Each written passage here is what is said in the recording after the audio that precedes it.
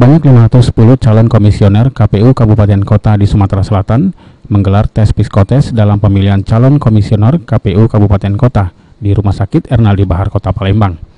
Proses penyeleksian ini berjalan ketat, di mana KPU Sumsel melakukan penyaringan untuk mendapatkan orang-orang yang terbaik untuk mengisi kursi KPU Kabupaten Kota. Sebanyak 510 orang mengikuti proses seleksi dari 17 kabupaten yang ada di Sumsel. Kegiatan psikotes yang berlangsung di Rumah Sakit Ernaldi Bahar ini berlangsung selama 2 hari. Humas Rumah Sakit Ernaldi Bahar, Iwan Adiantoro, mengatakan tahapan psikotes ini memiliki kategori penilaian, diantaranya uji wawasan atau IQ, memahami profil atau kepribadian peserta, serta memahami irama kerja yang dilakukan. Hal ini dilakukan untuk mendapatkan calon komisioner KPU yang berkualitas. Itu tadi, secara umum dari serangkaian psikotes 2 hari ini adalah secara umum.